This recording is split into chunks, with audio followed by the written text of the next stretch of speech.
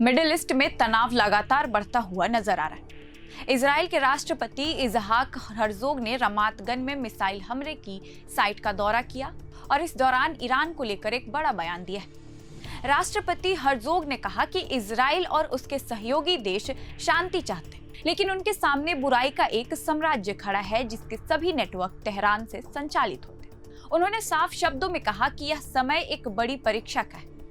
जैसे जैसे इजराइल अपनी सैन्य कार्रवाई आगे बढ़ाएगा, वैसे वैसे ईरान के भीतर भी बदलाव देखने को मिल सकता है। हर्जोग ने ईरान के लोगों को सीधे संदेश देते हुए कहा कि वे बेहतर जीवन के हकदार हैं, लेकिन इसके लिए उन्हें खुद जागना होगा और बदलाव की मांग करनी होगी। इतना ही नहीं, उन्होंने नवरोज के मौके पर ईरानी जनता को शुभकामनाएं भी दी और उम्मीद जताई कि यह नया साल उनके लिए एक सकारात्मक बदलाव लेकर आएगा। आपको बता दें कि इजराइल और ईरान के बीच दुश्मनी कोई नई बात नहीं है। सालों से दोनों देश एक दूसरे के खिलाफ अप्रत्यक्ष रूप से टकराते रहे। ईरान पर आरोप है कि वे मिडिल ईस्ट में कई संगठनों जैसे हिजबुल्लाह और अन्य गुटों को समर्थन देता है, जिन्हें इजराइल अपनी सुरक्षा के लिए खतरा मानता है। तो वहीं इजराइल लगातार ईरान के सैन्य ठिकानों और उसके सहयोगियों को निशाना बनाता रहा, खासकर सीरिया और अन्य इलाकों में। हाल के महीने में यह तनाव और बढ़ गया जब मिसाइल और ड्रोन हमलों की घटनाएं तेज हो गई। इसके बाद दोनों देशों के बीच सीधी बयानबाजी भी काफी आक्रामक हो गई।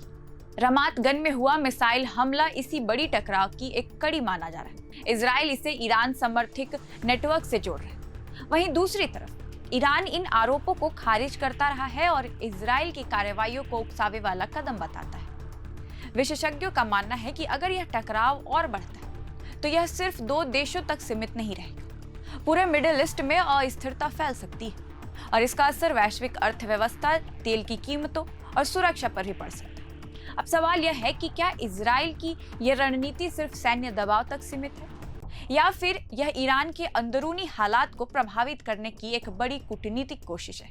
विशेषज्ञों का मानना है कि इजराइल लगातार ईरान पर दबाव बनाकर उसके क्षेत्रीय प्रभाव को कमजोर करना चाहता है, खासकर उन संगठनों को लेकर जिन्हें इजराइल ईरान के प्रॉक्सी के रूप में देखता है।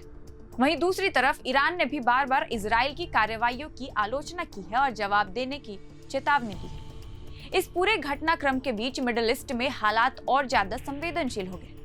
किसी भी छोटी चूक से बड़ा टकराव हो सकता है, जिसका असर सिर्फ इस क्षेत्र की नहीं पूरी दुनिया को पड़ सकता है। ऐसे में अब नजरें टिकी हैं कि आने वाले दिनों में इजराइल और ईरान के बीच यह तनाव किस दिशा में जाता है।